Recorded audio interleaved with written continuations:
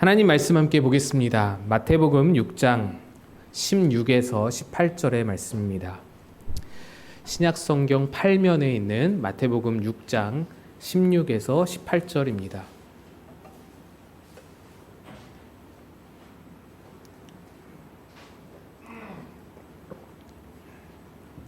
마태복음 6장 16에서 18절 말씀 우리 함께 한 목소리로 합독하여 읽겠습니다. 시작.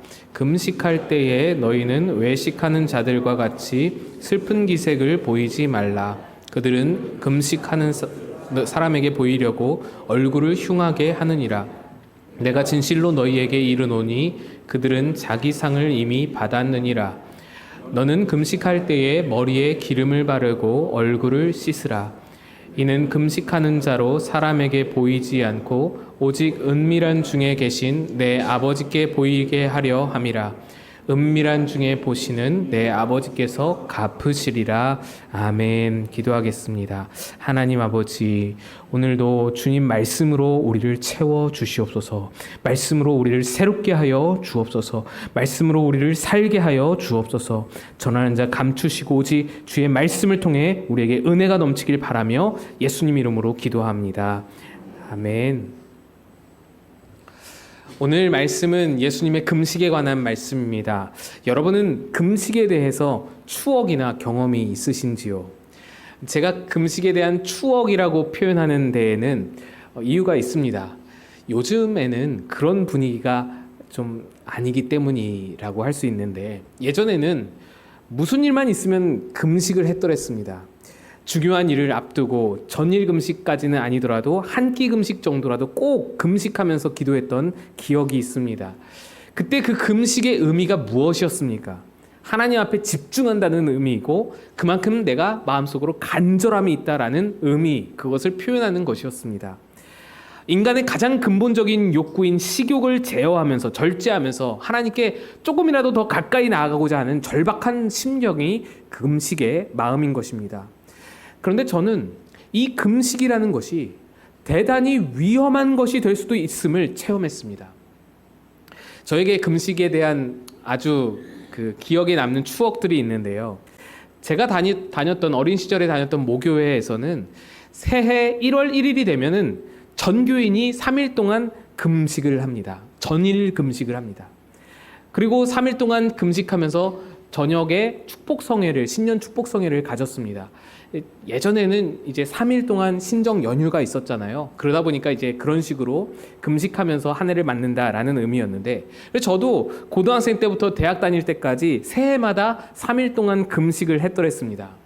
당시에 저는 학생이라서 방학이기 때문에 저녁에 교회만 가면 되고 그 3일 동안 금식하면서 집에만 있었는데도, 그런데도 그렇게 힘들었습니다. 얼마나 힘들든지 3일 금식이 정말 엄청나게 힘들었던 그런 기억이 이제 아직도 제 안에 생생합니다. 그렇게 3일 금식을 하고 나면 교회에서 콩나물죽을 끓여줍니다. 마지막 날, 마지막 저녁 집회가 다 끝나면 밤 늦게 끝났을 때 온 교인이 한꺼번에 이제 몰려가서 식당에서 콩나물죽을 먹는데, 식당에 이제 자리가 없으니까 어른들 쫙 앉으시니까 저 같은 학생들은 자리가 없어서 교회 앞마당 그냥 길거리에 이 콩나물죽 그릇에 양념장만 뿌려가지고 숟가락 하나 들고 길거리 나와서 친구들이랑 그 추운 겨울에 거기 서서 그냥 먹는 겁니다. 근데 그때 먹었던 진짜 무슨 거렁뱅이처럼 그렇게 길거리에서 먹었던 그 콩나물죽이 얼마나 맛있던지 기억이 아주 생생합니다. 그런데 바로 그때 콩나물죽을 먹으면서 제 마음에 이상한 일이 일어났던 적이 있습니다. 친구들이 다 같이 모여서 죽을 먹는데 한 친구가 농담 삼아서 야, 금식 안 한 사람은 솔직히 먹으면 안 되는 거 아니냐? 이렇게 운을 띄웠습니다.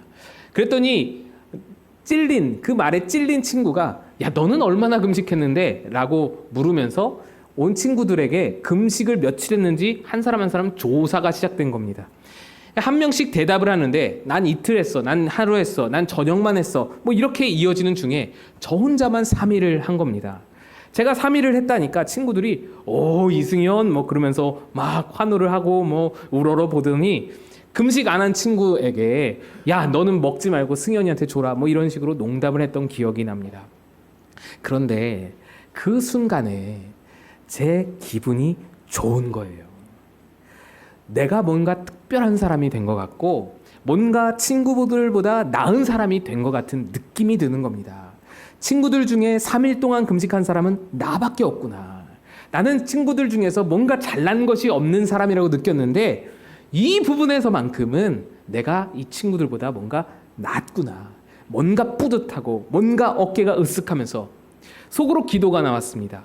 하나님, 3일 금식하게 해주셔서 감사합니다. 친구들 중에 오직 누구도 3일을 못했는데 나만, 다른 누구가 아닌 내가 이 3일 금식을 하게 해주셔서 감사합니다. 그런 기도를 드렸습니다. 그러다가 훗날 몇 년이 지나고 어떤 목사님이 설교를 하시는데 그 설교를 듣다가 이 일이 생각이 난 겁니다.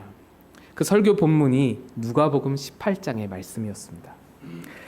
바리새인은 서서 따로 기도하여 이르되 하나님이여, 나는 다른 사람들 곧 토색, 불의, 간음을 하는 자들과 같지 아니하고 이 세리와도 같지 아니함을 감사하나이다. 나는 일회에 2번씩 금식하고 또 소득의 11조를 드리나이다 하고, 세리는 멀리 서서 감히 눈을 들어 하늘을 쳐다보지도 못하고 다만 가슴을 치며 이르되 하나님이여 불쌍히 여기소서, 나는 죄인이로소이다 하였느니라. 내가 너희에게 이르노니, 예수님이 말씀하시죠. 이에 저 바리새인이 아니고 이 사람이 의롭다 하심을 받고 그의 집으로 내려갔느니라. 무릇 자기를 높이는 자는 낮아지고 자기를 낮추는 자는 높아지리라 하시니라. 12절에서 나는 일회에 2번씩 금식하고 라는 단어가 제 마음을 후벼 팠습니다. 제가 바리새인의 기도를 드렸다라는 것입니다.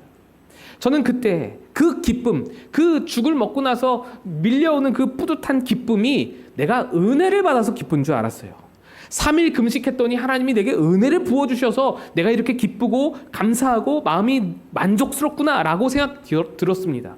근데 제 마음에 들었던 기쁨은 은혜가 아니라 내가 남들보다 낫다라는 우월감이었던 것입니다.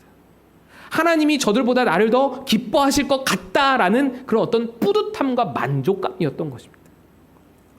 저는 그때 그 설교를 들으면서 내가 품었던 마음이, 내가 기뻐했던 그 기쁨이 얼마나 위험한 일인지, 얼마나 무서운 죄악된 마음인지를 깨달았습니다. 그리고 저는 금식을 아무나 할 수 있는 게 아니라는 것을 깨달았습니다. 내가 금식도 제대로 할 수 있는 수준이 못 되는 것을 깨달았습니다. 금식이라는 것은 그것을 선용할 수 있는 수준이 있는 자에게는 덕이 되지만, 하나님과의 관계에서 더 좋은 것이, 더 관계의 깊음으로 나아갈 수 있는 것이 되지만, 그럴 수준이 못 되는 저 같은 사람에게는 오히려 독이 되고 악이 된다는 것을 깨달은 것입니다. 오늘 본문의 금식 이야기는 예수님께서 바리새인들의 구제와 기도와 금식이라는 3가지 경건 생활을 지적하시면서 진짜 경건이 무엇인가? 기독교 신앙의 참다운 본질이 무엇인가? 너희는 무엇을 추구해야 되는가? 라는 것을 가르치며 말씀하시는 대목입니다. 본래 금식은 구약 시대의 대속죄일에 주어진 규례였습니다. 이스라엘 백성은 대속죄일 하루를 안식일 중에 안식일로 지켜서 아무 일도 하지 않으면서 음식과 물마저도 금지한 채 고통과 회개의 시간을 보냈습니다. 그 말씀에 보시면 너희는 스스로 괴롭게 하라라고 되어 있습니다. 그러니까 괴로움 가운데 자기의 잘못을 돌아보는 겁니다. 금식이 처음 주어질 때의 의미는 하나님 앞에 슬픔과 회개의 마음으로 나아가는 것이 금식의 의미였습니다. 자기 욕구를 제어하면서 금욕을 실천하면서 하나님 뜻에 내가 온전하지 못하고 순종하지 못했던 것들, 그 삶을 철저히 집중적으로 돌아보고 깨닫고 깨우치고 다시 하나님의 관계와 회복을 위해서 결단하고 순종하고, 그런 시간이 바로 이 대속죄일 금식의 시간이었던 것입니다. 그런데 지금 예수님께서 지적하시는 부분은 그런 금식이 잘못 사용된다라고 말씀하시는 겁니다. 바리새인들은 오늘 본문에서 확인할 수 있듯이 금식하는 것을 사람에게 보이려고 슬픈 기색을 보이며 얼굴을 흉하게 했습니다. 그들은 금식에 대해서 열심이었습니다. 실제로 한 주에 2번씩 철저하게 자신의 욕구를 절제했습니다. 하지만 그렇게 금식하면서 그들은 완전히 잘못된 것을 추구하고 있었던 것입니다. 그들은 고등학생 때의 이승현 목사와 마찬가지로 금식을 통해서 다른 사람보다 어떤 자기의 우월감, 다른 사람보다 내가 나은 자라는 우월감과 내가 이만하면 괜찮은 사람이라는 어떤 만족감과 자긍심, 이런 것들을 추구하고 이런 것들을 얻고 있었던 것입니다. 생각해보면 식욕이라는 육체적 욕구는 절제하면서 그것을 억누르면서 내 안에 있는 정신적인 욕구, 사회적 인정을 바라고 사회적으로 칭찬받기를 바라는 그 정신적 욕구는 충족시키고 있었던 것입니다. 날로 채우고 있었던 것입니다. 예수님은 바로 그것을 지적하는 겁니다. 너희는 무엇을 위해 금식하느냐? 그러면서 계속해서 반복하셨던 말씀, 그들은 자기 상을 이미 받았느니라 말씀하시죠. 자기 상을 이미 받았다라는 것은 그들의 목적이 하나님의 목적과 다르다는 것입니다. 자기 상이라는 말이 하나님의 상이 아니라는 말이고, 하나님의 목적과 너희 목적이 달랐다는 얘기고, 너희는 너의 목적을 이미 이루었지만 하나님의 목적에는 근접하지 못했다라는 것을 말하는 것입니다. 구약에도 금식에 대한 말씀이 있습니다. 이사야서 58장인데요. 제가 한번 읽어보겠습니다. 우리가 금식하되 어찌하여 주께서 보지 아니하시오며 우리가 마음을 괴롭게 하되 어찌하여 주께서 알아주지 아니하시나이까. 보라, 너희가 금식하는 날에 오락을 구하며 온갖 일을 시키는도다. 보라, 너희가 금식하면서 논쟁하며 다투며 악한 주먹으로 치는도다. 너희가 오늘 금식하는 것은 너희의 목소리를 상달케 하려는 것이 아니니라. 이것이 어찌 내가 기뻐하는 금식이 되겠으며 이것이 어찌 사람이 자기의 마음을 괴롭게 하는 날이 되겠느냐. 그의 머리를 갈대같이 숙이고 굵은 배와 재를 펴는 것을 어찌 금식이라 하겠으며 여호와께 연락될 날이라 하겠느냐. 지금 백성들은 열심히 금식하고 있습니다. 머리를 그 갈대와 같이 숙이고 배를 깔고 그렇게 괴로움 속에서 금식하고 있습니다. 우리는 이렇게 열심히 금식하는데 3절에서 말하기를, 왜 하나님은 우리에게 관심을 주지 않는가? 왜 하나님은 우리의 금식에 돌아보지 않으시는가? 이것이 그들의 의문이었습니다. 이에 선지자가 3절에서 대답하기를, 너희가 금식하는 날에 오락을 구하며 온갖 일을 시키는도다 라고 합니다. 그들이 금식을 한다면서 오락을 구한다. 자기 유익을 구한다는 겁니다. 자기 재미를 추구하고 자기의 이익을 추구한다는 겁니다. 자기 좋을 일을 했었고 자기 뜻대로 일을 결정한다는 겁니다. 그들은 금식을 자기 하고 싶은 일을 위한, 자기 뜻을 이루기 위한 수단으로 여긴 것입니다. 그 수단은 참으로 그럴듯합니다. 겉보기로는 종교적으로 손색이 없어 보입니다. 그렇잖아요. 여러분, 밥 굽는 게 쉬운 일입니까? 보통 어려운 일이 아닌데 그것을 그 배를 깔고서, 그 따가운 배를 깔고서 거기에 앉아서 금식하면서 노력하고 있는 겁니다. 얼마나 위대해 보입니까? 본성을 거슬러서 식욕을 절제하고 금욕을 합니까? 하니 얼마나 대단해 보입니다. 아주 그럴듯해 보입니다. 그런데 거기에는 하나님이 없습니다. 하나님의 기쁨이 없고 하나님의 뜻이 없고 하나님이 관계가 없다는 겁니다. 이러한 금식은요, 불교에서 산속에 들어가서 수행하는 것과 다를 바가 없습니다. 성철 스님이 했듯이 동구불출 10년, 장자불화 10년, 이거 고행하는 것과 다를 바가 없는 거예요. 몸에서 살이는 나올지언정 하나님과는 연관이 없다는 것입니다. 보기에는 대단히 종교적으로 보이고 그럴듯해 보이고 뭔가 영험해 보이고 뭔가 비범하고 특별해 보이기도 하지만 그건 그저 자기 만족을 위함이고 결국 하나님과 전혀 상관이 없는 쓸데없는 짓을 한다라는 것입니다. 그래서 이사야서 58장에서 5절에서 말하기를 여호와께 연락될 수 없다는 것입니다. 그런데 여러분, 금식뿐만이 아니라 예배도 기도도 찬양도 봉사도 언제나 이런 함정이 있을 수 있다는 것을 우리가 명심해야 합니다. 예배를 드렸더니 은혜를 받아서 마음이 편안해집니다. 기분이 좋아졌습니다. 좋은 현상입니다. 그런데 그걸로 끝날 수 없습니다. 기도를 했더니 우리 마음이 후련합니다. 속이 다 뻥 뚫린 것 같습니다. 감사한 일이죠. 봉사를 했더니 마음이 뿌듯합니다. 뭔가 꽉 들어찬 느낌이 듭니다. 잘한 일입니다. 그런데 그걸로 끝나면 그 역시도 자기 만족일 뿐인 겁니다. 어떤 분이 교회를 이곳저곳 다니면서 예배를 평가합니다. 어느 교회는 하나님의 임재가 느껴지고 영적인 예배로 드려지는데 어느 교회는 맹숭맹숭 드려지더라, 이렇게 말을 합니다. 그런데 여러분, 누가 그런 말을 하거든 속지 마시기 바랍니다. 어느 예배는 하나님의 임재가 있고 어느 예배는 하나님의 임재가 없는 것이 아닙니다. 하나님은 들락날락거리거나 예배당마다 들락날락 오락가락 하시는 하나님이 아닙니다. 예수를 믿는 자라면 누구에게나 내주하시는 성령 하나님이 계십니다. 우리가 예배 전에 임재 찬양을 부르면서 이곳에 오소서, 이곳에 앉으소서 찬양하는 것은 하나님을 여기에 앉도록 그렇게 끌어내리는 그런 찬양, 어떤 그런 기도 간구가 아닙니다. 실제로 하나님이 여기에 오시라 마라 하는 것이 아닙니다. 이미 와 계신, 이미 우리 안에 거하고 계신 하나님을 우리가 보도록 우리를 이끌어 주소서, 우리 마음을 열어 주소서, 우리 눈을 열어 주소서 하는 간구인 것입니다. 이미 와 계신 하나님을 놓치지 않고 예배하도록, 이미 와 계신 하나님을 외면한 채 예배하지 않도록 우리로 보게 해 주소서, 우리가 하나님과 잇대어진 예배를 드리게 하소서라는 요청이 임재, 그 우리의 예배 전 부르는 찬양에 담겨 있는 의미인 것입니다. 그래서 영적인 예배는 개개인에게 달려 있습니다.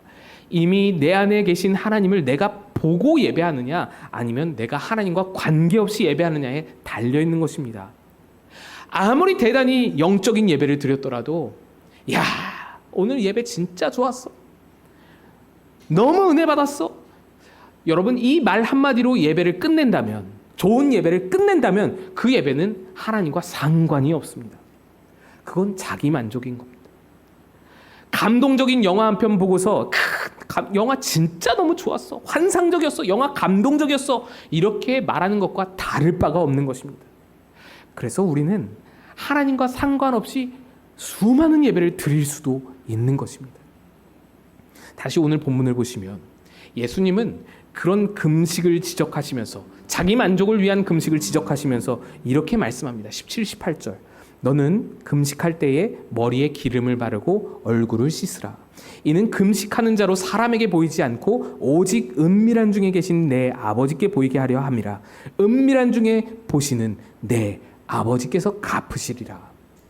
여러분, 우리가 지난 시간에 주기도문 다룰 때에도 기도의 핵심은 아버지라는 단어에 있음을 살펴봤습니다. 그것은 예수님께서 우리에게 제시하신 새로운 관계를 의미하는 것이었습니다.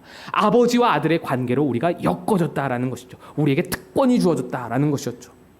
마태복음을 읽어보시면 1장에서 4장에까지는 예수님이 하나님을 아버지라고 부르지 않습니다.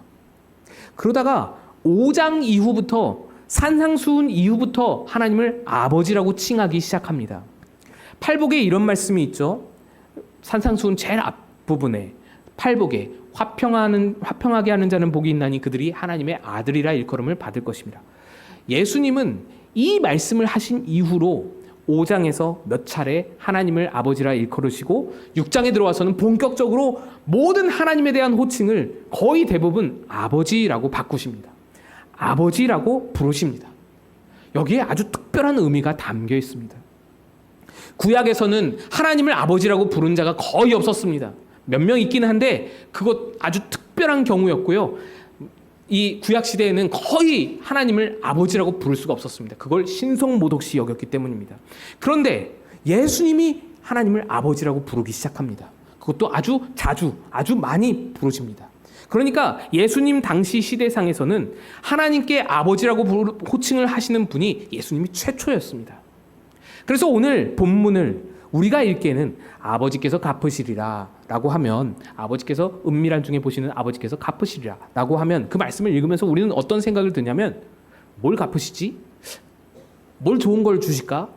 어떻게 갚으실까? 뭐 이런 생각을 하는데, 예수님이 이 말씀을 전하실 때 당시 청중들에게는 굉장히 놀랍고 센세이셔널하고 새로운 단어가 아버지라는 것입니다.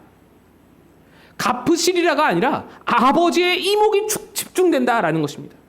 예수님은 이것을 알고 아버지라는 단어를 사용하신 것입니다. 예수님은 산상수훈에서 특히 6장 말씀, 구제와 기도와 금식을 다루시는, 우리가 지금 몇 주째 다루고 있는 이 부분, 우리가 무엇을 해야 하나님이 의롭다고 여기실까, 경건하다고 보실까 라는 것을 다루는 이 부분에서 집중적으로 아버지라는 호칭을 계속해서 사용하십니다. 그 이유는 계속해서 너희는 하나님과 아버지 아들의 관계다라는 강조를, 그 관계성을 강조하시는 것입니다. 너희는 아버지와 아들의 관계로 하나님 안에 있다. 그러니까 구제, 금식, 기도를 하더라도 그것의 행위에 매여서 그것으로 하나님께 어떤 이쁨을 받으려고 하나님께 기쁨이 되려고 애쓰고 노력하는 것보다 먼저 너희 안에 성립되어야 할 것, 너희가 붙들어야 할 것은 너희가 아버지와 아들의 관계로 가지고 있다는 것을, 그것을 붙들고 그것을 가지고 하나님 앞에 나아가야, 금식이든 기도든 구제든 그것을 가지고 나아가야 은밀한 중에 보시는 아버지께서 너에게 갚으시리라 말씀하시는 겁니다. 그리고 이는 구제, 금식, 기도뿐 아니라 여러분이 드리는 예배도, 찬양도, 봉사도, 찬양도, 모든 것, 우리가 교회를 다니면서 행하는 모든 영적인 활동과 행위들에도 다 마찬가지로 적용이 됩니다. 아버지 되신 하나님과 관계성을 가져야 우리의 모든 예배도, 우리의 모든 기도도, 봉사도 아버지께서 갚으시는 겁니다. 아버지께서 갚으신다라는 것은 아버지께 의미가 있다라는 것입니다. 아버지께 이게 상달이 된다, 아버지 뜻에 합당하다, 아버지께서 받으신다라는 의미입니다. 우리의 예배가 하나님이 받으신 예배가 되려면 관계성 안에 있어야 된다는 겁니다.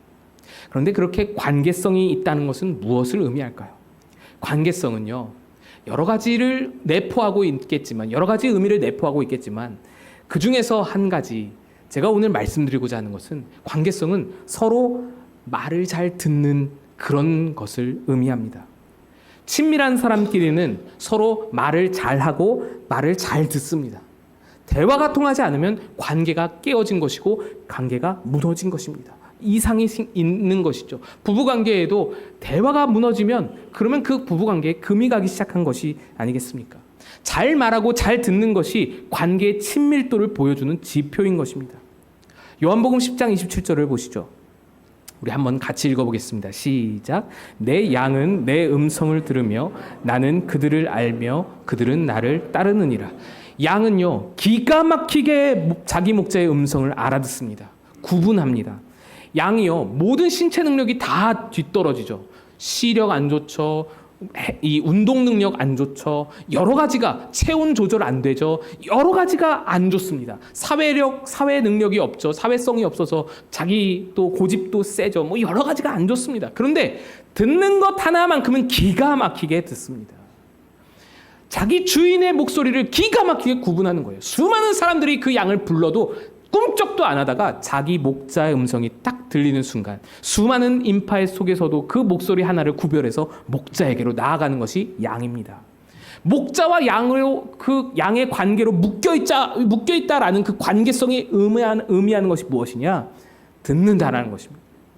들을 줄 안다는 것, 듣고 따른다는 것입니다. 하나님은 당신과 양과 목자의 관계로 묶여진 자들, 또는 아버지와 아들의 관계로 묶여진 자들, 그들에게 하나님은 자기와 관계성이 있는 그들에게 반드시 말씀하십니다. 친밀한 관계는 잘 말하고 잘 듣는 것입니다. 내가 내 만족이 아닌 하나님과의 관계성을 목적으로 두고 구제든 기도든 금식이든 예배든 봉사든 어떤 영적 활동이든지 그 목적으로 하나님께 나가면 하나님은 분명 우리에게 말씀하십니다. 그리고 관계성이 목적인 우리의 마음이라면 그 말씀을 들을 수밖에 없습니다. 관계가 우리의 목적이었기 때문에, 하나님과의 관계가 우리의 추구하는 바이기 때문에.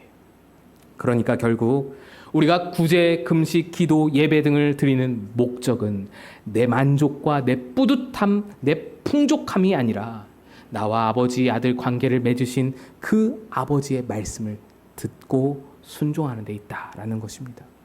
그래서 진짜 영적인 예배는 예배 중에 어떤 황홀경에 빠진다거나 벅찬 만족감과 기쁨과 그런 어떤 평안을 누린다는 것, 그것도 중요한 일이지만 그것보다 내게 말씀하시는 말씀을 듣는 것이 진짜 영적 예배입니다.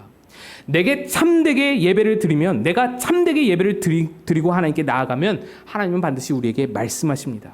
그 말씀은 나를 위로하는 말씀이기도 하고 나를 굳세게 하기도 하지만 더 많은 경우에 나에게 변화를 요구하십니다. 그리고 그 예배가 내 만족이 아닌 그분과의 관계성을 목적으로 했다면 나는 그 음성을 따라갑니다. 듣습니다. 순종하는 것입니다. 그래서 진짜 영적인 예배의 시작은 오늘 11시부터 12시까지 드려지는 이 예배 시간이 예배 시작이 아니라 우리의 삶에서 본격적으로 예배가 시작되는 것입니다. 예배가 끝난 이후에 진짜 예배가 시작되는 것입니다. 여러분이 치열하게 싸우며 살아내고 있는 괴로움과 아픔과 눈물과 땀, 짠내가 가득한 여러분의 삶에서 진짜 영적 예배는 그 삶의 자리에서 빛을 발하는 것입니다. 찬양, 기도, 봉사 모두 다 마찬가지입니다. 오늘 우리 글로리아 남성 찬양대가 너무나 멋있는 찬양을, 은혜로운 찬양을 해주셨는데, 여러분 찬양대의 찬양이 진짜로 빛을 발하는 순간, 그 순간이 어떤 순간이겠습니까?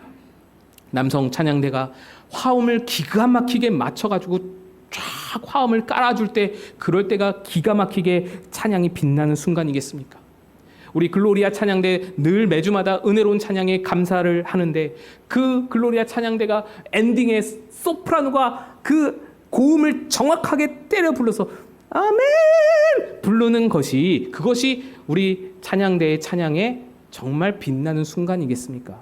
물론 그것도 아름답지만 더욱 찬란하게 찬양이 찬양으로 빛나는 순간은 찬양이 다 끝나고 예배가 다 끝나고 내가 불렀던 찬양의 가사가 내 삶에 적용되어서 가사가 삶이 되어질 때, 찬양이 삶으로 드러나 보여질 때, 그때가 진짜 찬양이 빛나는 순간인 것입니다.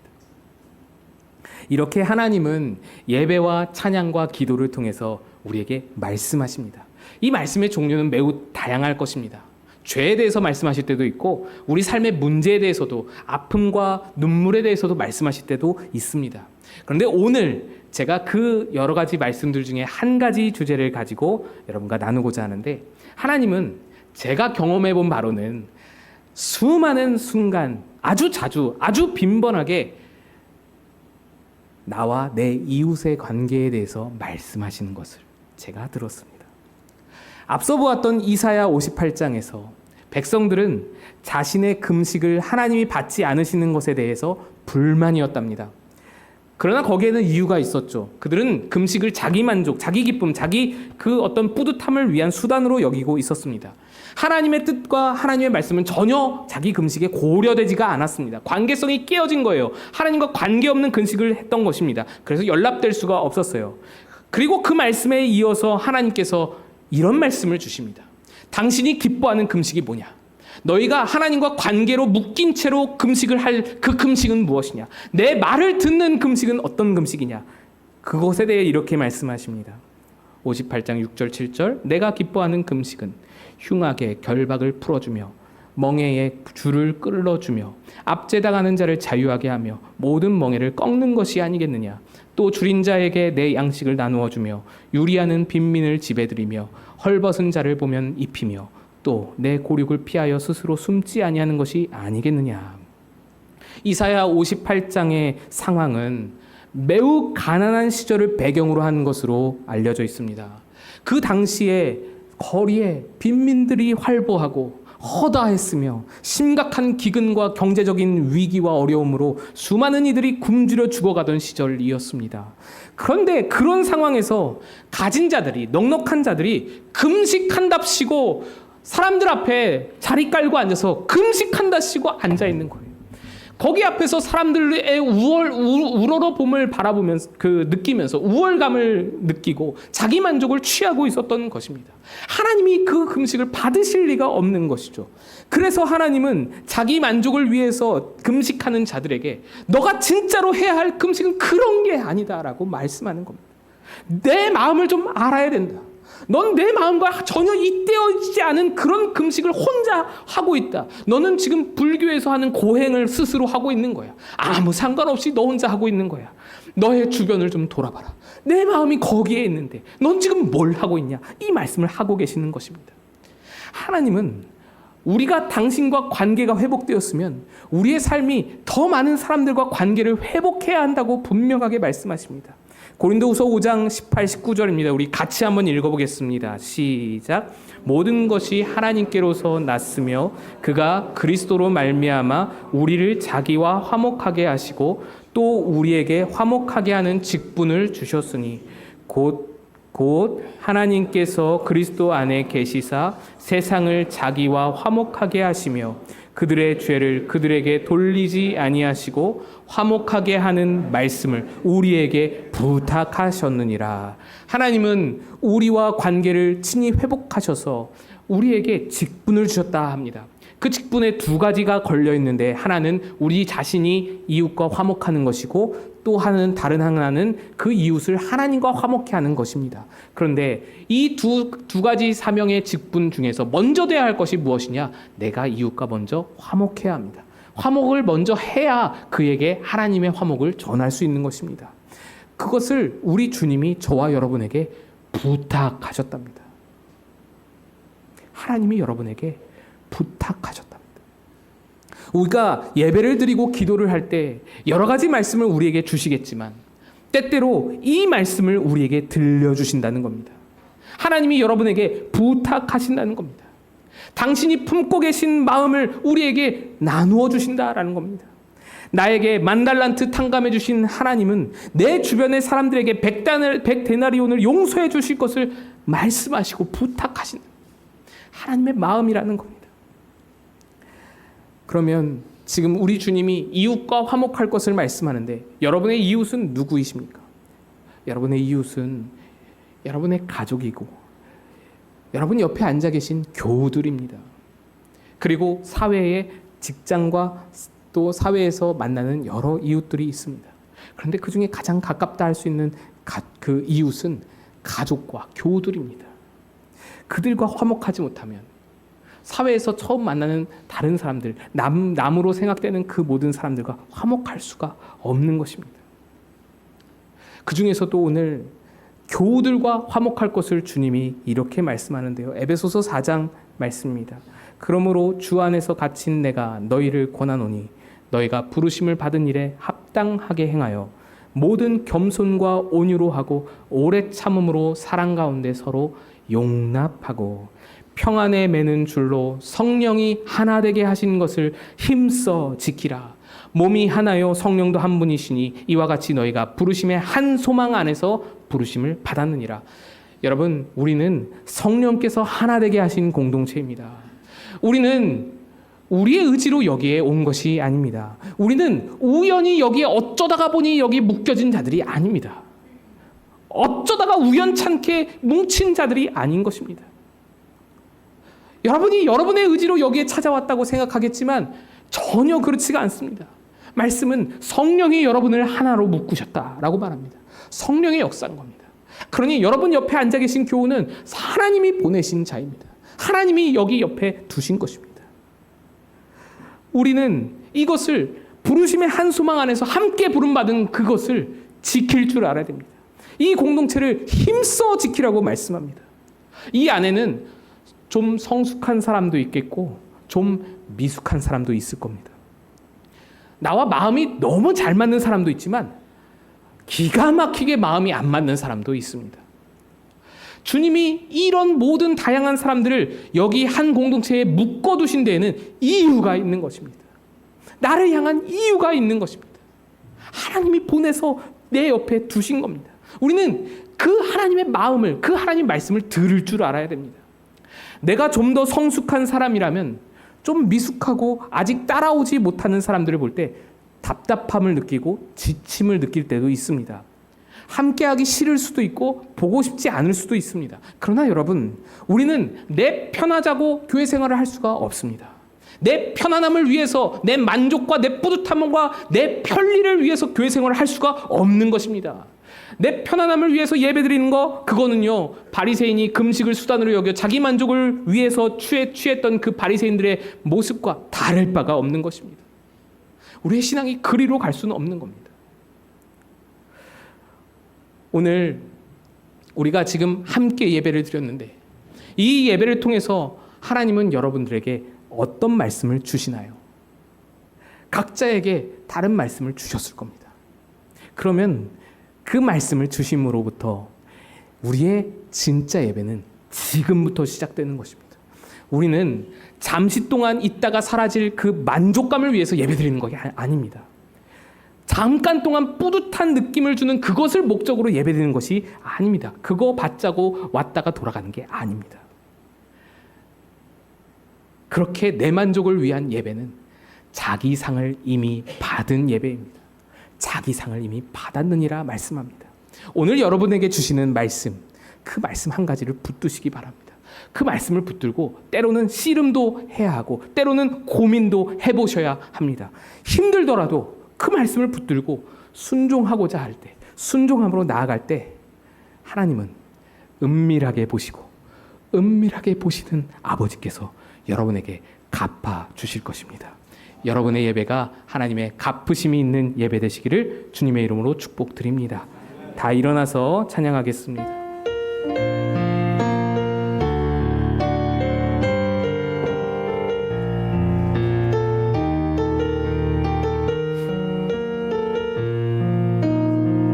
아버지, 당신의 마음이 있는 곳에 나의 마음이 있기를 원해요.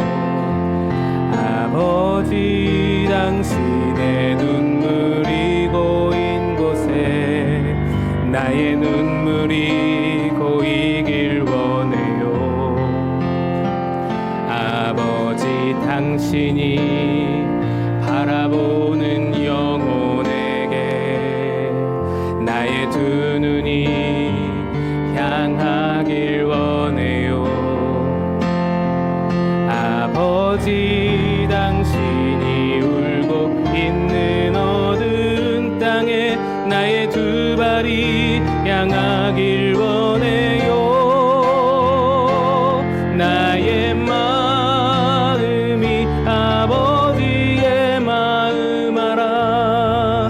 내 모든 삶 아버지의 뜻이 될 수 있기를 나의 마음 몸이 아버지의 마음 알아. 내 모든 삶 당신의 삶 되기를 나의 마음이 아버지의 마음 알아. 내 모든 뜻 아버지의 뜻이 될 수 있기를 나의 온 몸이 아버지의 마음 알아. 내 모든 삶 당신의 삶 되기를